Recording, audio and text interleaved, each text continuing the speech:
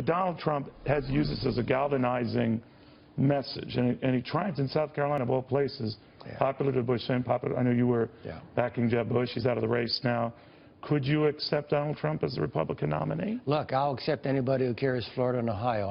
I believe in the American Constitution. So you would accept the Republican nominee? Well, I would over, accept, let's say, Hillary Clinton. I would accept anyone who wins the election. Whoever controls the Electoral College deserves my loyalty and respect as president. Now, let me I don't mean to be disrespectful, sir, but I guess knowing that Bill Clinton appointed you, which I forgot, to be honest, do you have any loyalty or preference to his wife? This is about going forward, and I will cast my vote based upon whom I think is best for the United States. And now you put some chum in the water, so let me come to the bait here, all right? If Mr. Trump intends to govern consistent with some of the things he said during the campaign, I would be quite uncomfortable. Really? Yes. So when he has talked about building a wall and the things he said about Muslims, I know you have not taken very kindly to that. But maybe that's all hyperbole on the campaign. Maybe. All right. And we will see. But if it's what about keeping Muslims out or going slow on that? Let me repeat that for you in another way. All right. We as a nation are going to keep the adherents of one of the world's great monotheisms out of our country until we think about it for a while, which I think is not an unfair description of the plan of action. I mean, that beggars the imagination as to what that even means. So you think that it would cause more harm than good, even though all the prominent terror attacks have been speared by extreme Muslims? Neil, it would cause more harm than good, and hear me out, because this is really important, all right? More of those attacks have happened in Europe than they have in the United States. Part of that's distance, part of that's geography. Part of that is the character of the societies in which we live.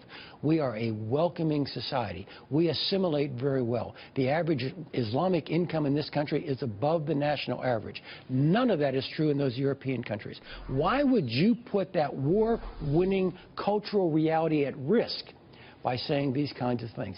That actually makes Americans less safe. That's interesting. Would Marco Rubio and his comments on this and other subjects, since so many Bush loyalists have moved to him as sort of like the backup acceptable figure, entice you? I've advised Governor Bush. I have not made any decision on advising anyone else. Okay. On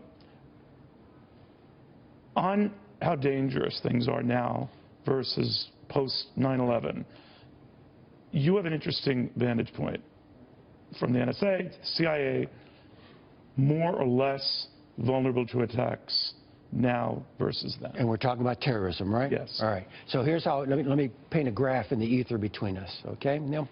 So this is September 10th, 2001. That's our starting point, all right? And we were in great danger, maybe even greater danger than we anticipated in those briefings to the president.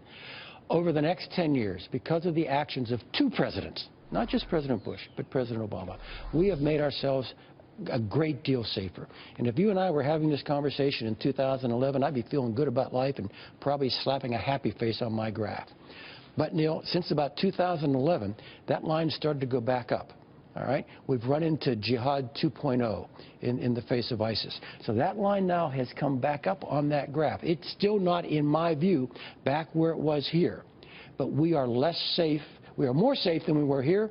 We are less safe than we were 4 or 5 years ago. But, General, is that because of the rise of ISIS, or the rise of all of these guys, or the rise of these, lone wolf attacks? All of the above? It's across the board. Because when I talked to Senator John McCain, and he was sitting where you are, sir, he was saying, well, what we've done is default on our leadership role in the Middle East, and now there's hell to pay. I would strongly agree that that line nosed over at about the same time, and in fact, in part because of the American decision to go to the residual force in Iraq represented by a round number, 0.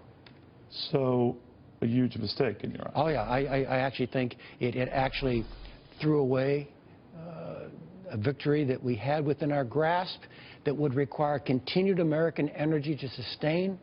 Now, look, I am not saying those 15,000 residual Americans were going to defeat ISIS. What I'm saying is the 15,000 residual Americans were the glue that kept Iraqi society from turning against itself. With the Americans there, the three factions could at least agree on one thing. The other two weren't going to eat them. When the Americans left, everybody went to their corner and lived out their worst expectations. Amazing. All right, General Michael Hayden, former director of the NSA, the CIA, playing on the edge. It makes you think. It's very impressive. The only thing wrong about him is this affinity for the Steelers. It's a whole nother, it's a long day. I don't have time for this. We'll have more after this.